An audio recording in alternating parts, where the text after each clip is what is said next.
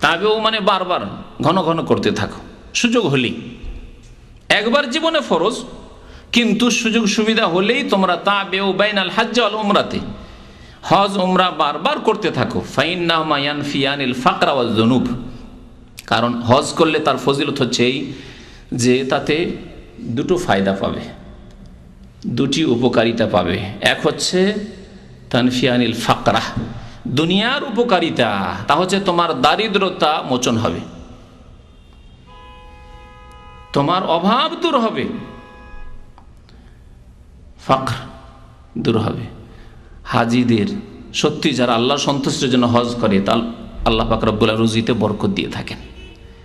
হজের টাকা যা খরচ করে থাকে তার চাইতে অনেক বেশি আল্লাহ পাক রব্বুল রুজির রাস্তা খুলে দেন।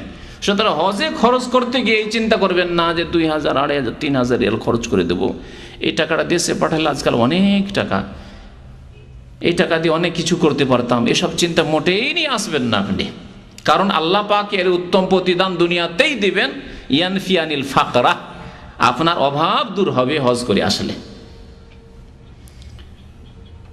আর কি দূর হবে? ওয়াজনুব, আর গোনা খাতা দূর হয়ে যাবে, গোনা খাতা মাফ হয়ে যাবে।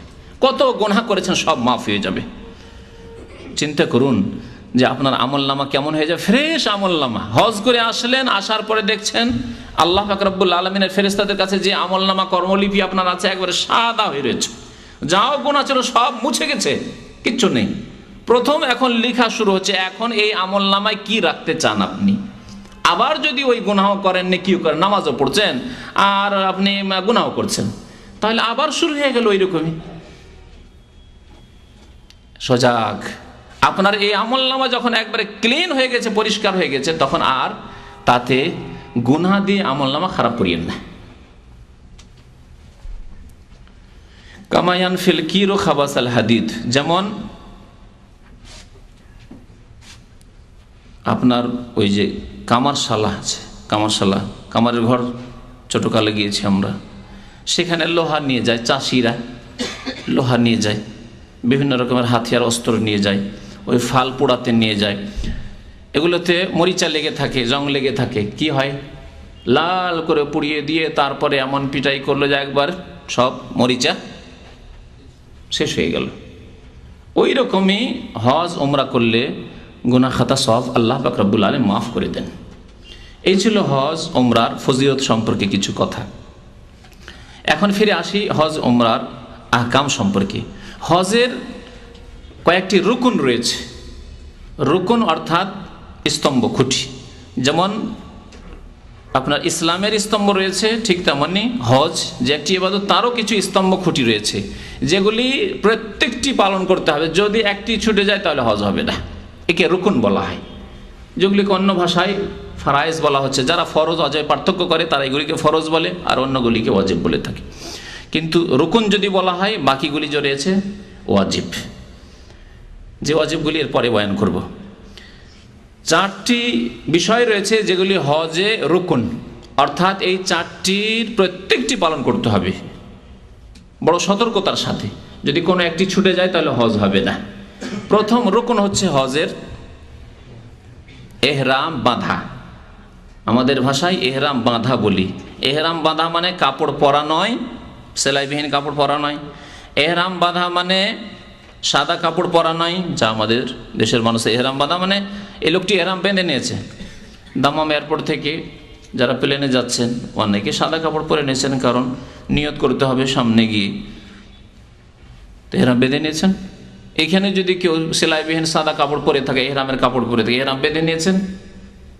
এহরাম বাঁধা মানে হচ্ছে হজ অথবা উমরার ইবাদতে প্রবেশ করা, নিয়তের সাথে প্রবেশ করা মানে নিয়ত করা। এহরাম বাঁধা মানে নিয়ত করা। কিসের নিয়ত করা?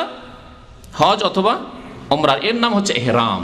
তো এহরাম বাঁধা মানে নিয়ত করা হচ্ছে রুকুন। আর এর জন্য শর্ত হচ্ছে সেলাইবিহীন কাপড় হইতে হবে, কারণ সেলাই করা কাপড় নিষিদ্ধ এহরামের অবস্থায় পুরুষদের জন্য। মহিলাদের ক্ষেত্রে যে কোনো লেবাসে এহরাম বাঁধতে পারে, যে কোনো রঙের কাপড়ে এহরাম বাঁধতে পারে। সাদা কাপড়ে এহরাম বাঁধা এটি হচ্ছে সুন্নত মুস্তাহাব। তো নিয়ত করা হচ্ছে, নিয়ত করে লব্বাইক বলে হজ অথবা উমরায় প্রবেশ করে যাওয়া, এটি হচ্ছে রুকুন। দ্বিতীয় রুকন হচ্ছে আরাফায় অবস্থান করা। আল্লাহ পাক রব্বুল কোরআনে কারীমে ইরশাদ করেছেন, ফাইজা আফাদতুম মিন আরাফাত, তোমরা যখন আরাফা থেকে ফিরে আসবে, মানে আরাফা যেতেই হবে, আরাফা থেকে ফিরে আসতে হবে। ফাযকুরুল্লাহ ইনদাল মাশআরিল হারাম, তারপরে তোমরা এসে মাশআরুল হারামে অর্থাৎ মুজদালিফায় এসে আল্লাহ বেশি জিকির আজকার করো।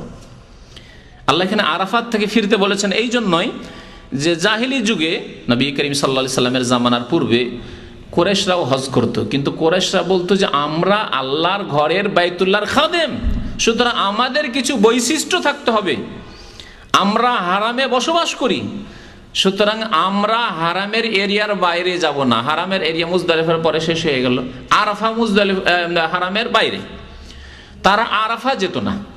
কুরাইশরা, মক্কার লোকেরা, এরা আরাফা যেত না। নাহানু আহলুল হারাম, আমরা হারামের অধিবাসী, ফালা নাখরুজু মিন হারামিল্লাহ, সুতরাং আল্লাহর হারাম থেকে আমরা বাইরে যাব না, আরাফায় যাব না। তারা আরাফায় হজ করতে যেত না। বাইরের লোক যারা দূর দূরান্ত থেকে আসতো তাদেরকে বলতো যে তোমরা বাইরে থেকে এসো, তোমরা বাইরে যাও, তোমরা আরাফা ঘুরে এসো। আল্লাহ বলছেন ফাইজা আফাদতুম মিন আরাফাত, যখন তোমরা আরাফা থেকে ফিরে আসবে, তাহলে হজ করলে আরাফা যেতে হবে, আরাফা হয়ে ফিরে আসতে হবে। নবী করিম সাল্লাল্লাহু আলাইহি সাল্লামের হাদিস এর আগে শুনেছি, আল হাজ্জু আরাফা, হজ হচ্ছে আরাফায় অবস্থানের নাম। আর আরাফায় অবস্থানের সময় হচ্ছে 9 জিলহজ, দুপুর জাওয়ালের সময় থেকে শুরু করে সূর্য অস্তমিত হওয়া পর্যন্ত। সূর্য অস্ত হয়ে যেতে হবে সেখানে, এটা হচ্ছে উত্তম সময়। যদি এই সময়কেও না পায়, রাতের কোনো অংশে ফজর আগেও কিছুক্ষণ অবস্থান করতে পারে, আরাফার ওপর দিয়ে অতিক্রম করতে পারে, ভিড় ভাড়ে কোনো কারণেই হোক যেতে পারি, রাতের কোনো অংশে গেছে তবুও হজ হয়ে যাবে, যেমন শুরুতে আমি বলেছি। তো এই ছিল আরাফার অবস্থান, হজের দ্বিতীয় রুকন। হজের তৃতীয় রুকন হচ্ছে বাইতুল্লাহর তাওয়াফ করা। আল্লাহ পাক কোরআনে কারীমে সূরা হজে ইরশাদ করেছেন, ওয়ালিয়াতাওয়াফু বিল বাইতিল আতীক, তারা যেন প্রাচীন ঘরের তাওয়াফ করে, বাইতুল্লাহর তাওয়াফ। আর এই তাওয়াফ, যেই তাওয়াফ রুকুন, সেই তাওয়াফের নাম হচ্ছে তাওয়াফে ইফাদাহ। হাদিস আছে তাওয়াফে ইফাদাহ, ফিকহের কিতাবগুলিতে ওকে তাওয়াফে জিয়ারা বলা হয়। এর নাম হচ্ছে তাওয়াফে ফরজ, তৃতীয় নাম এর, যেহেতু ফরজ। এর নাম হচ্ছে তাওয়াফুল হজ, হজের তাওয়াফ, কারণ এর উপর নির্ভর করছে হজ। যেই তাওয়াফ 10 তারিখে মিনার কাজগুলি সেরে নিয়ে আপনি মক্কা গিয়ে তাওয়াফ করবেন, তাওয়াফে ফাজা বা তাওয়াফে জিয়ারা, সেই দিন করাই হচ্ছে উত্তম। নবী সাল্লাল্লাহু আলাইহি ওয়াসাল্লাম সেই দিনে করেছেন। যদি সেই দিনের নাম সম্ভব হয় তাহলে 11, 12, 13 তারিখে করতে পারেন, অসুবিধা নেই।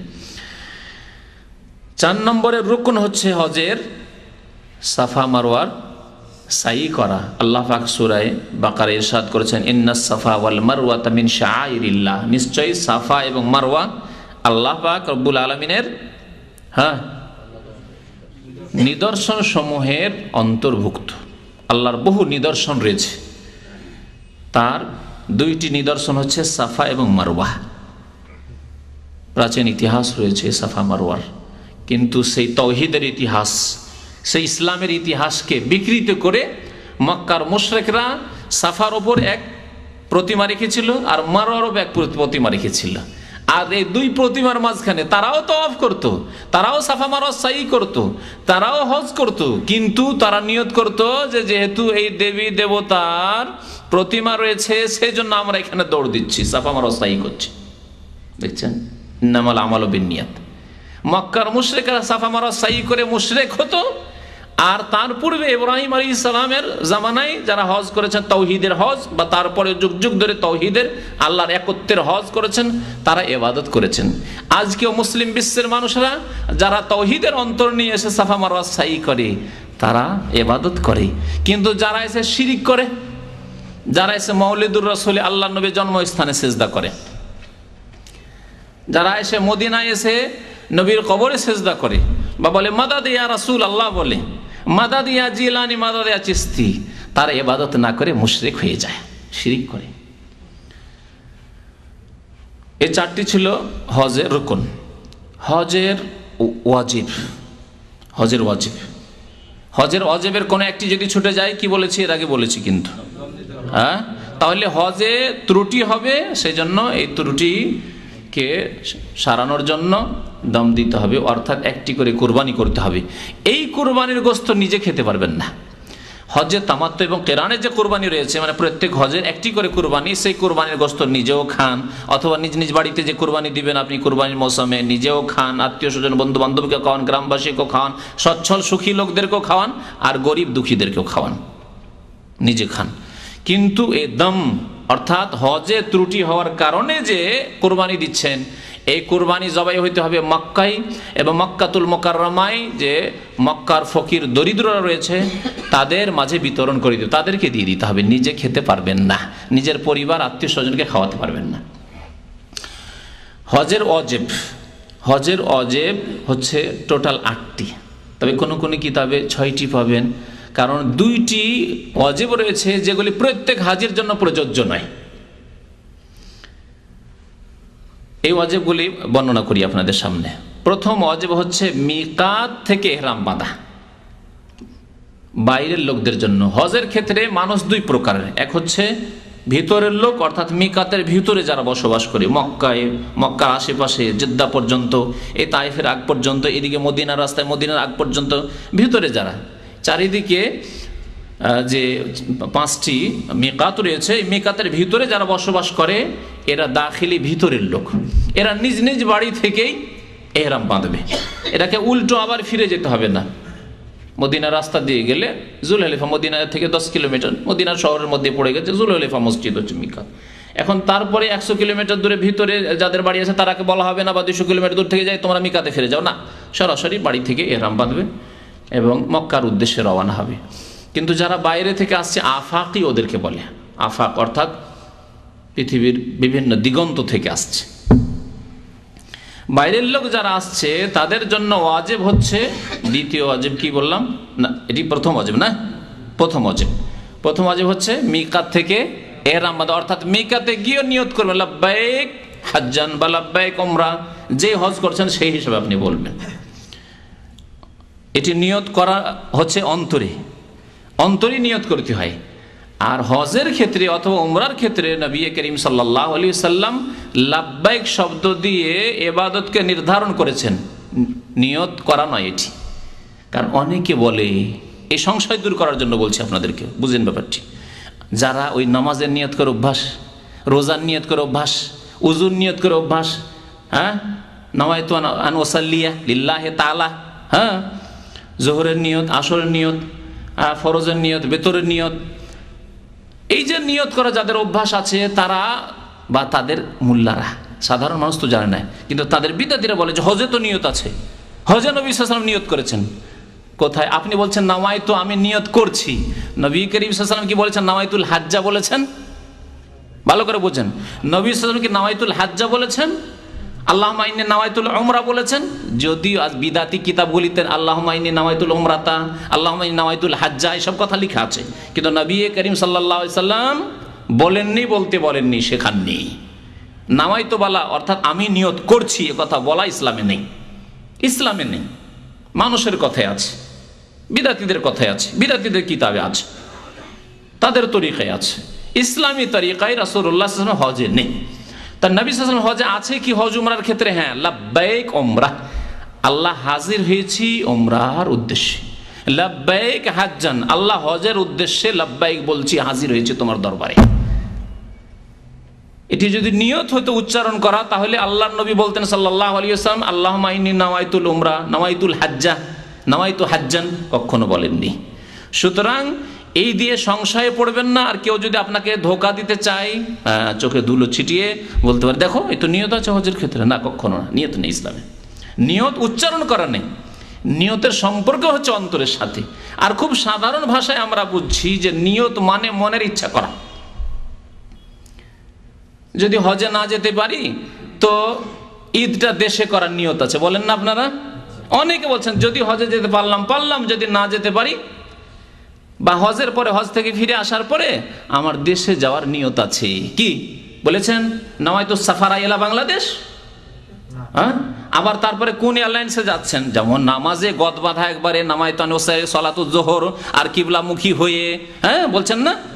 বলছেন কি না? ফরজ হলে ফরজ, সুন্নত হলে সুন্নত, বেতর হলে বেতর, এভাবে বলছেন। তাহলে ফ্লাইটটাও বলতে হয় যে খতুত বাংলাদেশিয়া বাংলাদেশ বিমানে যাচ্ছেন, না খতুত সৌদিয়া যাচ্ছেন, না খতুত কুয়েতি এয়ারলাইন্সে যাচ্ছেন, না গালফ এয়ারে যাচ্ছেন, হ্যাঁ তাইরানুল খালিজে যাচ্ছেন। তাহলে বলতে হয়। কত শিখবেন আপনি বিদাতি কথা, মরে যাবেন। বিদাত শিখতে শিখতে এই জন্য বাংলা ভাষীরা অধিকাংশই কোরআন পড়তে পারেন। 6 মাস 1 বছর শুধু নামাইতো মুখস্থ মক্তবে, আর এমন মার দিয়েছে ওরে বাপরে বাপ, নামাইতোই মুখস্থ করতে পারলাম না, তার কোরআনে কি পৌঁছিতে পারবো? কোরআনে পৌঁছিতে পারেনি। ইসলামে নামাইতো গদ বাঁধা নিয়ত নেই, নিয়ত হচ্ছে অন্তরের কাজ। এখন আপনাদের নিয়ত আছে যে আলোচনা শেষ হলে, কারণ নিয়ত আছে সবজি কিনতে যাবেন, মাছ কিনতে যাবেন, বাজারে শিখো যাবেন। কারণ নিয়ত আছে বাসায় তাড়াতাড়ি ঘুমাবো। যে খেয়ে দিয়ে এসছেন বাসায় গিয়ে ঘুম দেবো, এই নিয়ত আছে। আর যে খেয়ে দিয়ে আসেননি বাসায় গিয়ে পাকশাক করতে হবে, এই নিয়ত আছে। এগুলো নিয়ত নেই, নামাই তো পড়েছেন নাকি? আচ্ছা বলবেন এগুলো দুনিয়ার কাজ, এখানে দিন শোনা, ইসলামের কথা শোনা, এটি দিনের কাজ নয়? এটি কি ইবাদত নয়? সওয়াবের কাজ নয়? এমন কে আছেন যে নামাইতু আন আযহাবা ইলা মাকতাবিল জালিয়াত, আমি নিয়ত করছি যে ইসলামী সেন্টারে যাব, বলে এসছেন কেউ? তাহলে ইন্নামাল আমালু বিন্নিয়াত, যে কোনো আমল নির্ভর করে নিয়তের ওপর। আপনি নিয়ত বলেননি, তাহলে নেকি পাবেন? হ্যাঁ, যদি নিয়ত উচ্চারণ করা জরুরি হইতো বা সুন্নত হতো বা ইসলামে থাকতো, তাহলে নাকি পেতেন না আপনারা। কিন্তু যেহেতু অন্তরে নিয়ত করে এসেছেন যে দুনিয়ার গরজা যাচ্ছি না, দিন শোনার জন্য, দিন শেখার জন্য যাচ্ছি, সেজন্য অবশ্যই নেকি পাবেন ইনশাআল্লাহ তাআলা। কথা বুঝতে পেরেছেন? কিন্তু বিদাতি ফর্মুলা যদি ধরেন যে নামায় তো না পড়লে নেকি হয় না, নামাজ হয় না, রোজা হয় না, হজ হয় না, তেমনি ইসলামী সেন্টারে এসে আপনার দিন শুনে, ইসলামী কথা শুনে নেকি হয় না, যদি নামায় তো পড়া জরুরি হইতো। যারা বিদাতপন্থী তারা তো বলবেন ইসলামী সেন্টারে। আচ্ছা ঠিক আছে, তাদের ইজতেমার কথাই নেন। বিশ্ব ইজতেমাতে যে ভাইয়েরা যায় বা জামাত ইসলামের সংগঠনে যায়, তাদের যে কনফারেন্স হয়, সম্মিলন হয়, যারা যায় তারা নামাই তো পড়ে যান নাকি? নেকির উদ্দেশ্যে তো যান। বিশ্ব ইজতেমায় নেকির উদ্দেশ্য না করলে কি এত লোক আসে? মনে করেন যে এরই বাপরে এখানেই নাজাত রয়েছে, এইখানেই সব নাজাত রয়েছে, সব গুনাহ খাতা মাফ হয়ে যাবে, মন্ত্রী মিনিস্টার থেকে শুরু করে সবাই সেখানে হাজির, একবার আখেরি মোনাজাত। তাহলে সেখানে আখিরি মোনাজাতে নামাইতু আন আযহাবা ইলা বিশ্ব ইজতিমা যান নাকি? এই নিয়ত করে তারা যায়, তাদেরকে জিজ্ঞেস করেন যে আপনার নামাই তো পড়েন, কারণ এটি তো আপনাদের ইবাদত, নেকির জন্য যাচ্ছেন। কখনো তাহলে বোঝা গেল যে নেকি পাবেন না, কারণ আপনাদের ফর্মুলায় আপনার নামাই তো না পড়েই যাচ্ছেন, নিয়ত করেন না আপনারা। সেই ক্ষেত্রে আপনার মনের নিয়ত দিয়ে চলে, আর নামাজ রোজা হজ যাকাতের ক্ষেত্রে এই বিদাত কোত্থেকে নিয়ে আসেন? নামাই তো পড়া বিদাত। তো মিকাত থেকে এহরাম বাঁধা নিয়ত করা। আপনি মিকাতে যাবেন, তাইফে যাচ্ছেন, তাইফ আপনি নিয়ত করবেন, ভিতরে ঢুকে গেলেন লুকিয়ে লুকিয়ে, যদি এখানে এহরাম পরে নিই তাহলে তো ধরবে, যাই এমনি ঢুকে যায়, জিদ্দা যাচ্ছি, ভিতরে ঢুকে যাওয়ার পরে ওইদিকে গিয়ে নিয়ত করবো, মক্কায় নিয়ত করবো, চলবে না। নিয়ত মিকাত থেকেই করতে হবে আপনাকে, বাইরে থেকে যাচ্ছেন আপনি।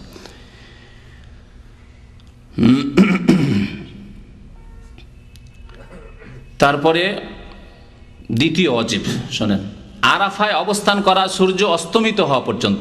এমনি আরাফায় অবস্থান করা হচ্ছে রুকুন, আর সূর্য ডুবিয়ে দেওয়া পর্যন্ত থাকা হচ্ছে ওয়াজিব। কেউ যদি সূর্য ডুবার আগে বেরিয়ে যায়, সূর্য অস্ত হওয়ার আধা ঘন্টা আগে বেরিয়ে গেল, তাহলে তার ওয়াজিব ছুটে গেল, দিনেই শুধু থাকলো, রাতের কিছু অংশ নিল না। 3 নম্বর ওয়াজিব হচ্ছে আল মাবিদ বে মুজদালিফা, মুজদালিফায় 10 তারিখে রাত্রি যাপন করা হচ্ছে। 4 নম্বরের ওয়াজিব হচ্ছে, এখন 10 তারিখে আসুন, 10 তারিখে কি কাজ করেন? প্রথম কাজ করেন কি? পাথর মারা। তাহলে পাথর মারা 10 তারিখে শুধু বড়টিকে 7টি, আর 11 তারিখে 3 7 21 3টি জামা রাখে, শয়তান নয়। কারণ অনেক কোন জাহেল দিয়ে লিখিয়েছে উর্দু ভাষায় আর ফার্সি ভাষায় শয়তান লেখা আছে, বড়া শয়তান, দরমিয়ানা শয়তান, ছোটা শয়তান। আরবিতে লেখা আছে জামারা, জামারা মানে শয়তান হয় নাকি? আরবি তো শয়তান, তাহলে যদি শয়তানি হইতো তাহলে আরবি তো শয়তান লেখা থাকতো। কিন্তু যার আরবরা আর যারা কর্তৃপক্ষ তারা লিখিয়েছে বিদাতিকে দিয়ে, জানে না যে এই বিদাত লিখবে, বা হয়তো বুঝিয়ে দিয়েছে যে তোমরা জামরা বলো, আমরা এই জামরা কি শয়তান বলি। শয়তান দেখবেন উর্দুতে শয়তান, জানি না এখন আছে কিনা, কিন্তু কয়েক বছর আগে তো শয়তান, দরমিয়ানা শয়তান, বড়া শয়তান লিখেছে। তারপরে আপনার ইন্দোনেশীয় ভাষায় অথবা তুর্কি ভাষায় ওতেও লেখা আছে, ইংলিশে আপনার অ্যালফাবেটে, তাতে কি লেখা আছে? শয়তান লেখা আছে। শয়তান কোথায়? ওখানে আছে।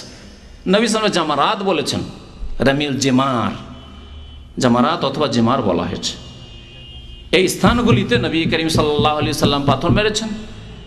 সুতরাং আপনাকে পাথর মারতে হবে, নবী সাল্লাল্লাহু আলাইহি ওয়াসাল্লামের অনুসরণ ইত্তিবা করতে হবে। জামারাত বলবেন, শয়তান বলবেন না যে শয়তানকে পাথর মারতে গিয়েছিলাম। আর শয়তানকে পাথর মারা মন মেজাজ নিয়ে যান, সেজন্য বিদাত করেন। কেউ স্যান্ডেল জুতা মারেন, আরো কিছু মারেন, কেউ বড় বড় পাথর নিয়ে যান, দিয়ে ছোট পাথর, কি ছোট কঙ্করে কি হবে? ছোট কঙ্করে শয়তানের কি হবে? যেন বড় বড় ঢিলা, বড় পাথর। বিদাত এগুলি। তাহলে এই যে কঙ্কর মারা, এটি হচ্ছে ওয়াজিব। হ্যাঁ, 10 তারিখে, 11, 12, 13 তারিখে হচ্ছে মুস্তাহাব, সুন্নত।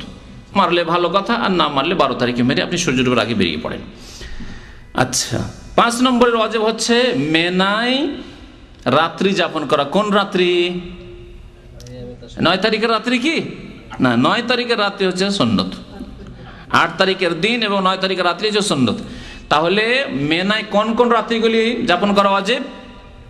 ভালো করে শুনে রাখুন, কারণ ইন্ডিয়া, বাংলাদেশ, পাকিস্তানের অধিকাংশ হাজিরা মযহাবপন্থী হাজিরা আসবে, আর তারা 10 তারিখে সারাদিনে কুরবানি টুরবানি করলো, আর সন্ধ্যায় মাগরিব পরে চলে গেল মক্কায়। তো সারা রাত মক্কায় থেকে চলে আসো, তারা বলছে না ওয়াজিব না, সুন্নত। তারপরে 11 তারিখে সারাদিন এদিক সেদিক ঘুরলো, বা ওই থেকে গেল মক্কাতে থেকে গেল, মক্কাতে থেকে যায়, 11 তারিখে রাতও থেকে যায়। আর 12 তারিখে থাকবে কেন? 12 তারিখে থাকবেই না, থাকেই না। থাকলে এক একদিন থাকলো, একটু রাতগুলি প্রায় মক্কাতে কাটায় এই জাহেল মূর্খরা। নবী সাল্লাল্লাহু আলাইহি ওয়াসাল্লামের সুন্নতের খেলাফ করে এবং ওয়াজিব ছাড়ে তারা। আর কত যে এরকম দাম ওয়াজিব হয়, আর কত যে হজের ত্রুটি হয়। মনে রাখবেন যে 11 তারিখের রাত আর 12 তারিখের রাত, এই 2 রাত মেনায় যাপন করা হচ্ছে ওয়াজিব। যদি আপনি 13 তারিখও পাথর মারতে চান, তাহলে 13 তারিখের রাত থাকে ওয়াজিব। 13 তারিখে থাকলেন না, রাত্রে থাকলেন, আর 13 তারিখের দিনে এসে পাথর মারবে, এটা চলবে না।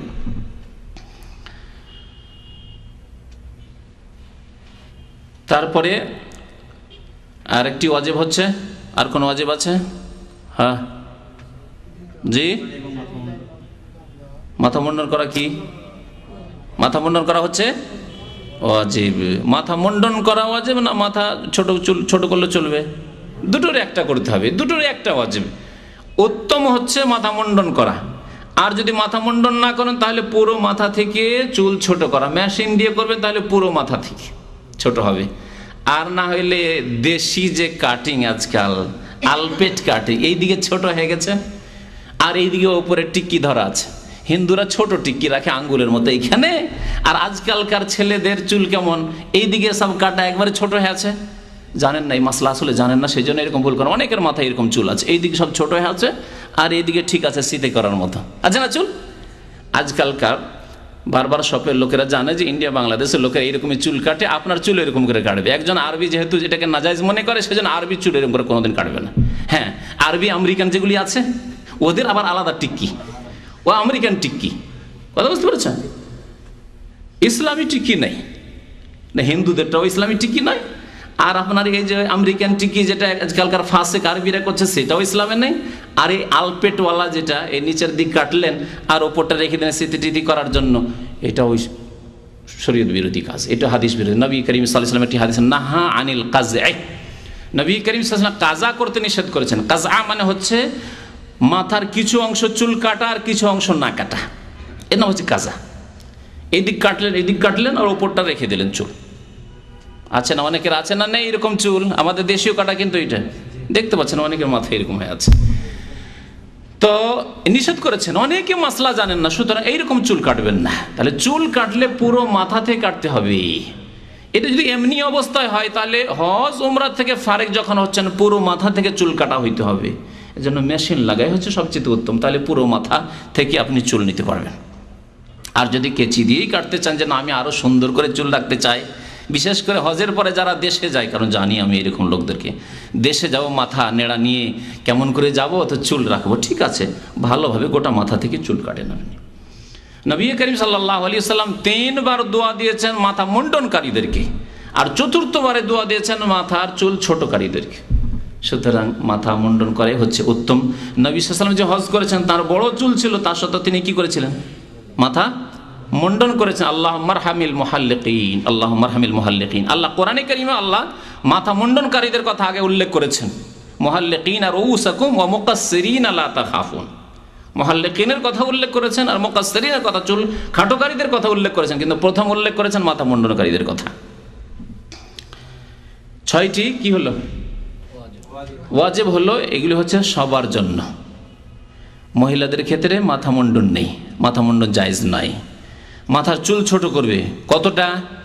বেশি নয়, 1 আঙ্গুল নয়, আঙ্গুলের একটা পোর, যে একটা জোড় আছে, এই যে এই এতটুকু অল্প করে ধরবে আর ধরে একটু করে কাটবে। আর এটা নিজেই কাটবে অথবা নিজ স্বামী অথবা মাহরাম ব্যক্তি, অন্য কোনো পুরুষকে দিয়ে নয়। অন্য কোনো পুরুষকে দিয়ে চুল কাটানো জায়েজ নাই, নিজে কাটতে পারে। আরেকটি মশলা এখানে মনে রাখেন, নিজে হালাল হওয়ার জন্য নিজের চুল নিজেই কাটা যেতে পারে। সবাই ইহরামের অবস্থায়, হজের অবস্থায় আছেন, হালাল হওয়ার জন্য তাদের মধ্যে একজন যে কারো কাটতে পারে। কারণ এই সংশয়ে অনেকে ভুগি। ভালো আলেমদের কথা, এরকম আলেমরা অনেক সময় প্রশ্ন করি যে আমরা সবাই আছি ইহরামের অবস্থায়, কি করে চুল কাটবো? তাহলে ভাড়া করে একটা নিয়ে আসতে হয়, এমন লোককে নিয়ে আসতে হয় যে ব্যক্তি হজের নেই, ঠিক না? এরকম মাসলা কি আছে শরীয়তে? আপনি চিন্তা করুন, নবী করিম সাল্লাল্লাহু আলাইহি সাল্লামের সাথে সাহাবায়ে কেরামরা হজে এসে এমন কোন হতভাগা আছে যে যিনি হজ করেননি, বিনা হজে ছিলেন? তাহলে নবী সাল্লাল্লাহু আলাইহি সাল্লামের চুল কি করে কাটলেন? হজে থাকা ব্যক্তি নিশ্চয় নবী সাল্লাল্লাহু আলাইহি সাল্লামের চুল কেটেছেন বা অন্যান্য সাহাবায়ে কেরামদের চুল কেটেছেন একে অপরের। জি। আর এইরকম মশলা আসলে শরীয়তে নেই যে হজের অবস্থায় আপনি চুল কাটতে পারবেন না, হজের অবস্থায় নিজের নখ কাটতে পারবেন না, নিজের চুল কাটতে পারবেন না। আপনার বাচ্চা যদি থাকে, বাচ্চার সাথে নিয়ে গেছেন, সে হজেও নেই উমরাতেও নেই, তার নিয়ত করেননি, পারবেন না নাকি? এই সংশয় আশা করি আমাদের দূর হওয়া উচিত। আর 2টি ওয়াজিব আছে, যে 2টি ওয়াজিব প্রত্যেকের ক্ষেত্রে নয়। কি তা? 7 নম্বরের ওয়াজিব হচ্ছে কোরবানি করা। কোরবানি কার জন্য? কোরবানি যে তামাত্তু হজ করবে অথবা কিরান হজ করবে তার জন্য। যদি হজে ইফরাদ করে বা মুফরাদ করে, মানে শুধু হজের নিয়ত করে, তাহলে তার জন্য কোরবানি ওয়াজিব নেই। কিরান দুটো নিয়ত একসাথে করেছে, অথবা তামাত্তু উমরা করেছে হজের মৌসুমে, হজের মাসে, তারপরে হজের নিয়ত করলো। এই 2 ক্ষেত্রে আল্লাহ পাক ইরশাদ করেছেন কোরআনে কারীমে, ফামান তামাত্তা বিল উমরাতি ইলাল হজ্জ ফামাস্তাইসারা মিনাল হাদি। যেই ব্যক্তি হজে তামাত্তু করবে অথবা কিরান করবে, মানে হজের মৌসুমে ভোগ করবে হজের সাথে সাথে উমরা। এখানে তামাত্তু মানে শুধু হজের তামাত্তু নয়, উমরা ভোগ করা, যে আপনি এক সফরে 2 কাজ করে ফেললেন, হজও করলেন আর উমরাও করে ফেললেন, এক গুলিতে 2 শিকার করে ফেললেন। ফামাস্তাইসারা মিনাল হাদি, তাহলে যথাসাধ্য হাদি অর্থাৎ কোরবানি দিতে হবে। এই তাহলে বোঝা গেল যে যারা হজ করেছেন কিন্তু হজে ইফরাদ মুফরাদ করেছেন তাদের জন্য কোরবানি নাই। এক। দ্বিতীয় কথা হচ্ছে যে এই ক্ষেত্রে আরেকটি ছাড়েই রয়েছে, যারা অভাবী গরিব মানুষ, টাকা পয়সা কোনো রকম জুটিয়েছেন, মক্কা পৌঁছার হজের তো খরচ জুটিয়েছেন কিন্তু কুরবানির পয়সা নেই। তাহলে আল্লাহ বলছেন ফামাল্লাম ইয়াজিদ, কেউ যদি কুরবানি না করতে পারে তাহলে ফাসিয়ামু সালাসাতি আইয়ামিন ফিল হজ, হজে থাকতে ওখানে 3টি রোজা করে চলে আসবেন, সিয়াম পালন করে চলে আসবেন। ওয়া সাবআতিন ইযা রাজাতুম, আর 7টি রোজা বাড়ি এসে করবে। 3টি রোজা রাখবেন কোন দিনে?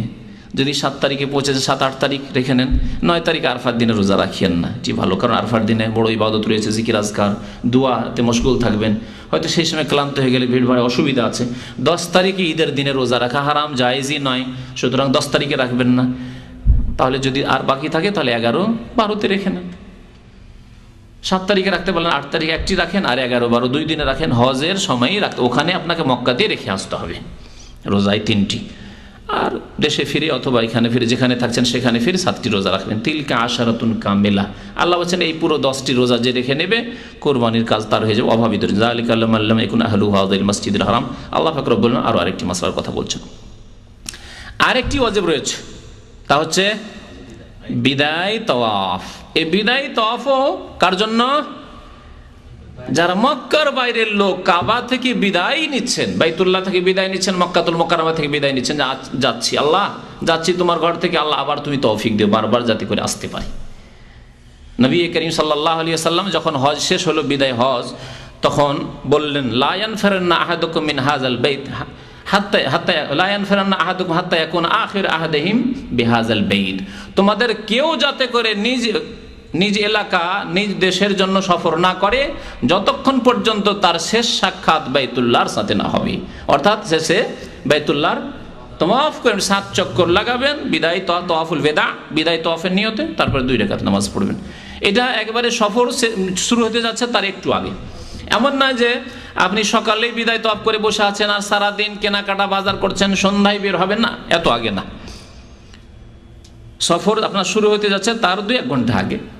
তারপরে আপনি দুনিয়ার কোনো কাজকর্ম না করে, দেখা সাক্ষাৎ কারোর সাথে করতে হয়, দেখা সাক্ষাৎ করে নেন, তারপরে বিদায় তওয়াফ করেন। তবে 1-2 ঘন্টা যদি, আজকাল ভিড়ভাড়ের সময়, অসুবিধা নেই। বেশি যদি বিলম্ব হয়ে যায়, সকালে বিদায় তওয়াফ করে নিয়েছেন, মনে করছেন দুপুরে চলে যাব, শুনতে পেলেন যে না গাড়ি কালকে যাবে, কালকে সকালে যাবে, তাহলে আবার বিদায় তওয়াফ করতে হবে আপনাকে শেষ রাত্রের দিকে। এই ছিল 8টি ওয়াজিব। তাহলে 8টি ওয়াজিবের কথা বললাম আর 4টি রুকনের কথা বললাম। এছাড়া হজে যতগুলি আমল রয়েছে সবগুলি হচ্ছে সুন্নত। হজে তাহলে 3 প্রকারের কাজ, কর্ম, কথা রয়েছে। কথার ইবাদত রয়েছে আর কাজের ইবাদত রয়েছে। হ্যাঁ, রুকন, ওয়াজিব এবং সুন্নত। তাহলে যদি আপনাকে বলি লাব্বাইক বলা কি? সুন্নত। সুন্নত মানে কি ছেড়ে দিতে হবে? আজকালকার অধিকাংশ হাজিরা, উমরাকারীরা হজে যায়, উমরা যায়, লাব্বাইক পড়াইতে পারা যায় না, লাব্বাইক পড়াতে পারা যায় না। আর যদি পড়াতে পারেন তাহলে বিদাতি পড়া পড়বে। মজার কথা এখানে, পড়বে না, আর যদি পড়ে তাহলে বিদাতি পড়া পড়বে। কি বিদাতি পড়া? সম্মিলিত একজন ইমাম হয়ে যাবেন, লব্বাইক আল্লাহুম্মা লব্বাইক, লব্বাইক লা শারীকা লাক লব্বাইক, ইন্নাল হামদা, আর পিছন থেকে বলছে ইন্নাল হামদা ওয়ান নি'মাতা, একসাথে এক সুরে বলা, এটি হচ্ছে বিদাত। সম্মিলিত নবী করিম সাল্লাল্লাহু আলাইহি ওয়াসাল্লাম, সাহাবারা বলেননি, নিজ তালবিয়া নিজে পড়তে হবে। এই একসাথে বিদাতি পড়ার জন্য অধিকাংশ হাজি আর উমরাকারীদের লাব্বাইকি মুখস্থ নেই। দীর্ঘ অভিজ্ঞতাই বলছি, 18 বছর থেকে সৌদি আরবে বলছি যে অধিকাংশ হজ আর উমরাকারীদের এই তালবিয়া লব্বাইক লব্বাইক আল্লাহুম্মা লব্বাইক যে লব্বাইক, এই তালবিয়া মুখস্থ নেই। দেখা দেখি পড়ে, একটু শুনে শুনে খেয়াল করে পড়া যে আমাকে মুখস্থ করতে হবে। কিন্তু যদি জানতো যে না, আমাকে নিজেই পড়তে হবে এবং এটা নবী সাল্লাল্লাহু আলাইহি ওয়াসাল্লামের সুন্নত, সুতরাং অবশ্যই মুখস্থ করতো। লব্বাইক আল্লাহুম্মা লব্বাইক, লব্বাইক লা শারীকা লাক লব্বাইক, ইন্নাল হামদা ওয়ান নি'মাতা লাকা ওয়াল মুলক লা শারীকা লাক। নিজের ভাষায় পড়বেন এবং এত বেশি পড়বেন আর এত উচ্চ স্বরে পড়বেন। নবী করিম সাল্লাল্লাহু আলাইহি ওয়াসাল্লাম এত বেশি পড়তেন এবং এত উচ্চ স্বরে পড়েছিলেন যে বিদায় হজের সময় তার আওয়াজ বসে গিয়েছিল। তালবিয়া পড়তে পড়তে আওয়াজ বসে গিয়েছিল। নবী করিম সাল্লাল্লাহু আলাইহি ওয়াসাল্লাম বললেন আইয়ুল হজ্জ আফজাল, কোন হজ উত্তম জিজ্ঞাসা করা হলে তিনি বলেছেন আল আজ্জু ওয়াস সাজ্জু, যেই হজে সবচাইতে বেশি চিৎকার করে তালবিয়া পাঠ হবে, লাব্বাইক পাঠ হবে, সেই হজ উত্তম। আর যে হজে সবচাইতে বেশি রক্ত প্রবাহিত করা হবে, মানে বেশি কুরবানি দেওয়া হবে, সেই হজ হচ্ছে উত্তম। নবী করিম সাল্লাল্লাহু আলাইহি ওয়াসাল্লাম কতটি কুরবানি করেছিলেন? 100 কি ওট কুরবানি করেছিলেন। আর আজকে আমরা একটা খাসি বকরি কুরবানি 300-400 টাকা, তাতেই যত সস্তা হয়, যত সুবিধাই হয়, এই আমাদের অবস্থা। আর ওট যদি হয়, গরু হয়, তাহলে ভাগ ছাড়া গোটা বুঝি নেই, ভাগ 7 ভাগে ভাগ। নবী করিম সাল্লাল্লাহু আলাইহি ওয়াসাল্লাম এমন না যে নবী করিম সাল্লাল্লাহু আলাইহি ওয়াসাল্লাম একেবারে আজকালকার মন্ত্রী, মিনিস্টার আর রাষ্ট্রপতির মতো পয়সাওয়ালা ছিলেন, পেটে পাথর বেঁধে থাকতেন, কয়েকদিন কোনো খাবার খেতেন না, 2-3টে খেজুর আর পানি খেয়ে মাস কেটে যেত। 1 মাস, 2 মাস, 3 মাস নবী করিম সাল্লাল্লাহু আলাইহি ওয়াসাল্লামের বাড়িতে চুলা জ্বলতো না। মা আয়েশা রাদিয়াল্লাহু তাআলা আনহা বলছেন, জানেন না এসব ইতিহাস? তারপরে তিনি 100 উট কুরবানি করছেন। আমাদের মধ্যে কথা চিন্তা করেছেন যে ছেলে মেয়েরা কি খাবে, তাদের জন্য কিছু রেখে যেতে হবে। আমি না হয় চলে গেলাম, তাদের 100 উট রেখে গেলে অনেক দাম। 100 উটের আজকে মূল্য লাগান, একটা উটের যদি 5000 রিয়ালও লাগান তারও বেশি হবে, কিন্তু 5000 করে লাগালে কত হয়? 100 উট 5000 করে 5 লাখ রিয়াল। সুবহানাল্লাহ, 5 লক্ষ রিয়াল একজনের কাছে, মানে বড় পয়সাওয়ালা মানুষ। 5 লক্ষ রিয়াল। নবী করিম সাল্লাল্লাহু আলাইহি ওয়াসাল্লাম উত্তম হজ তিনি করেছেন, প্রমাণ হলো না? এতে কোনো সন্দেহ সবচেয়ে উত্তম হজ প্রিয় নবী মুহাম্মদ সাল্লাল্লাহু আলাইহি সাল্লাম আদায় করেছেন। তালবিয়া পাঠ করতে করতে আওয়াজ বসিয়ে দিয়েছেন, আর 100 উট তিনি কুরবানি করেছেন। প্রায় 63-64টি জবাই করলেন, করে নবী করিম সাল্লাল্লাহু আলাইহি সাল্লাম আলীকে বললেন যে বাকিটা তুমি করো। বাকি 36টার মতো আলী রাদিয়াল্লাহু নবী সাল্লাল্লাহু আলাইহি সাল্লামের পক্ষ থেকে জবাই করলেন। আমাদের 2, 4, 5টি যদি জবাই করতে হয় অবস্থা খারাপ হয়ে যাবে। চিন্তা করতে পারেন যে 64টি উট জবাই করতে পারবেন আপনি? এই ছিলেন নবী করিম সাল্লাল্লাহু আলাইহি সাল্লাম, এই ছিল তাঁর আমল।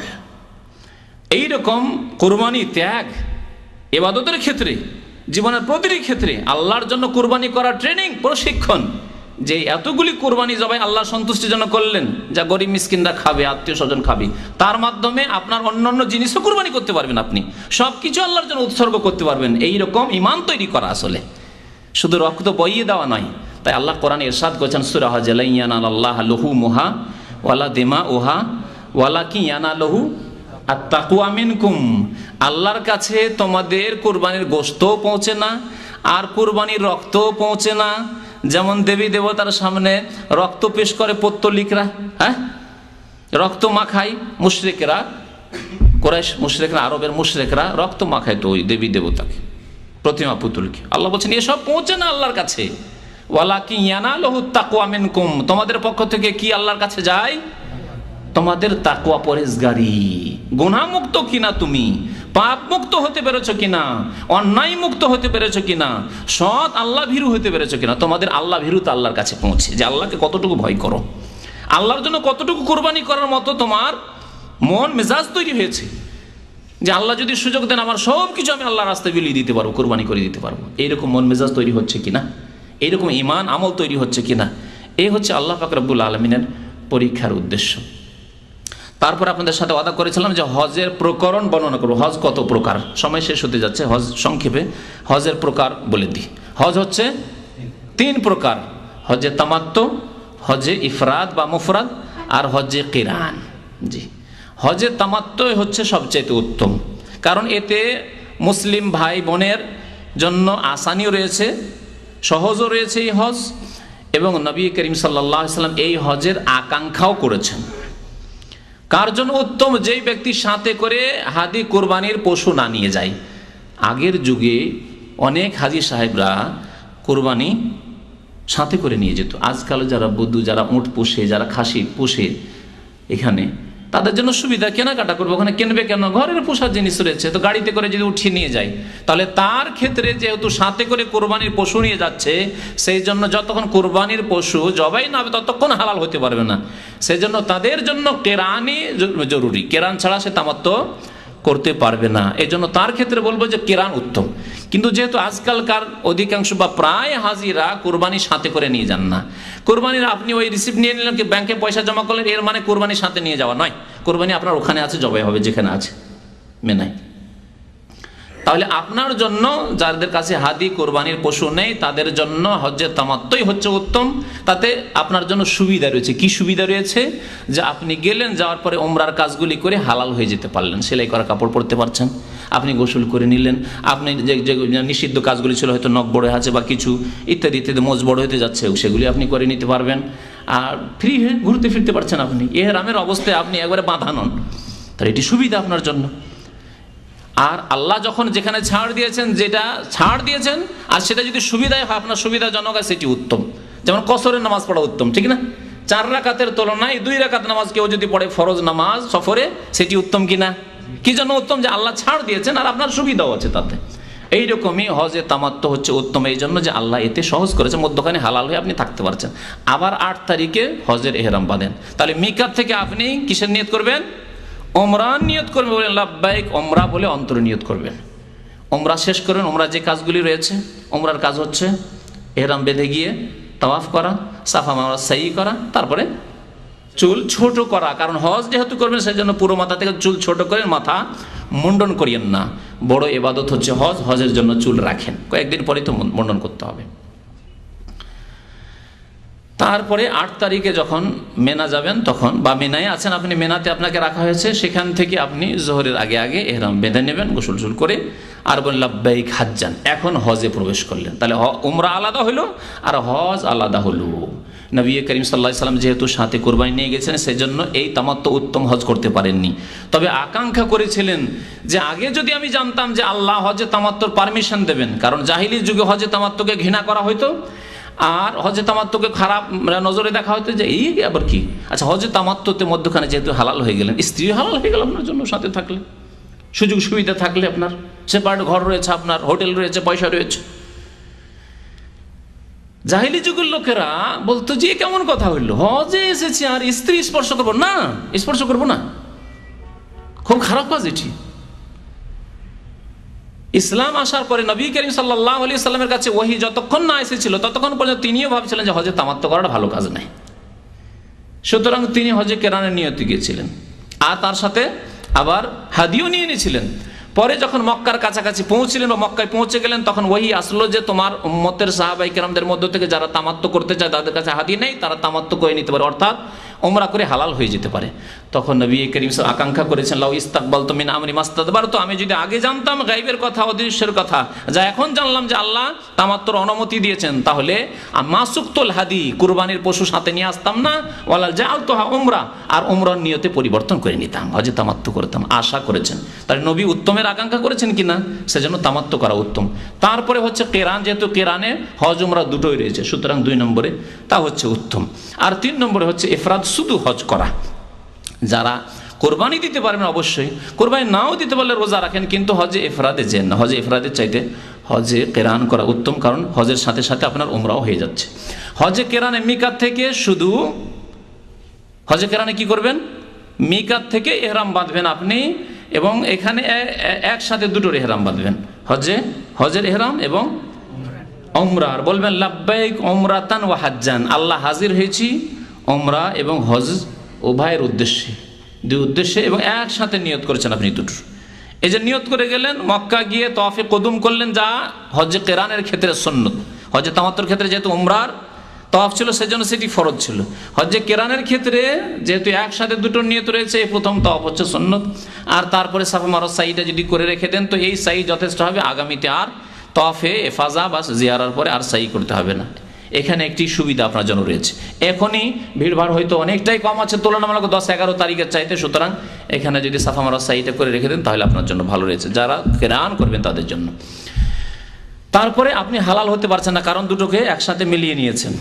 10 তারিখে আপনি হালাল হবেন চুল কেটে, যেসব কাজকর্ম রয়েছে। এ ছিল হজে কেরান। হজে ইফরাদ হচ্ছে সংক্ষেপে মিকাত থেকে এহরাম বাঁধবেন, বাইরে থেকে যাচ্ছেন আপনি, বলবেন শুধু লাব্বাইক হাজ্জান, আল্লাহ হাজির হয়েছি হজের উদ্দেশ্যে, শুধু হজের উদ্দেশ্যে আপনি হাজির হয়েছেন। এইভাবে হচ্ছে হজ 3 প্রকারের আল্লাহ সুবিধা করেছেন, যেটি যার জন্য সুবিধা হয়। বিশেষ করে সময় যদি কম থাকে, অনেক সময় গাড়ি পৌঁছিতে দেরি হয়ে গেল, 8 তারিখ হয়েই গেল, 8 তারিখ হয়ে গেল, 8 তারিখে হাজি সাহেবরা অবস্থান করছে মেনায়, চলে গেছে, সুন্নত শুরু হয়ে গেছে মেনায়। সুতরাং সেই সময় যদি আপনি হজ উমরাকে আলাদা করে উমরা করেন, তাহলে উমরার সাফা মারওয়া সাই করতে দেরি হতে পারে, বিলম্ব হতে পারে। তা না করে আপনি দুটো নিয়ত একসাথে করে নেন, হজ এবং উমরা একসাথে করে নেন, হজে কেরান করে নেন। কিন্তু যদি সময় থাকে, 7 তারিখে 6 তারিখে পৌঁছে গেছেন, তাহলে আপনার জন্য উচিত হবে তামাত্তু করা, যেহেতু নবী সাল্লাল্লাহু সমস্ত সাহাবায়ে কেরামদেরকে তামাত্তুর আদেশ দিয়েছেন। তবে জায়েজ 3টি হজই রয়েছে। এখান থেকে আজকের হজের আলোচনা শেষ করে দিচ্ছি। আল্লাহ যেন আমাদেরকে নেক আমলের তৌফিক দান করেন, আল্লাহ আমাদেরকে ফরজ হজ আদায় করার যেন তৌফিক দান করেন। যেসব ভাইরা এখনও হজ করতে পারেননি ফরজ, তাদের আল্লাহ ফরজ আদায় করার তৌফিক দান করেন। যেসব ভাইরা হজ করেছেন তাদেরকে আরও বেশি নফল হজ আদায় করার তৌফিক দান করেন। আল্লাহ আমাদের দুনিয়াতেও বরকত দান করেন, রুজিতে বরকত দান করেন। আল্লাহ আমাদের স্বাস্থ্যে যেন বরকত দান করেন। আল্লাহ আমাদের ছেলে মেয়ে ধন দৌলতে আল্লাহ বরকত দান করেন। আল্লাহ আমাদের গুনাহ খাতা যেন মাফ করে দেন। আল্লাহ আমাদেরকে যেন 5 ওয়াক্ত নামাজ কায়েম করার তৌফিক দান করেন। আল্লাহ আমাদের আত্মীয় স্বজন যারা মারা গেছেন তাদের আল্লাহ জান্নাতবাসী করেন, গুনাহ খাতা মাফ করে দেন। যারা অসুস্থ রয়েছেন তাদের আরোগ্যতা দান করেন। আল্লাহ যারা গোমরাহ হয়ে রয়েছে তাদেরকে আল্লাহ হিদায়াত দান করেন। যারা শিরক বিদআতে লিপ্ত রয়েছে তাদেরকে আল্লাহ হক কথা সত্যকে বোঝার যেন তৌফিক দান করেন। আল্লাহ তাদেরকে তওবা করার যেন তৌফিক দান করেন। যারা পাপের জীবনে রয়েছে আল্লাহ তাদেরকে পাপ মুক্ত জীবন যাপনের জন্য আল্লাহ তৌফিক দান করেন, তওবা করার জন্য আল্লাহ তৌফিক দান করেন। রব্বানা আতিনা ফিদ দুনিয়া হাসানা ওয়া ফিল আখিরাতি হাসানা ওয়া কিনা আযাবান্নার। ওয়া সাল্লাল্লাহু আলা নাবিয়িনা মুহাম্মদ ওয়া আলা আলিহি ওয়া সাহবিহি আজমাইন। قال رسول الله صلى الله عليه وسلم لأن يهدي الله بك رجلا واحدا خير لك من حمر النعم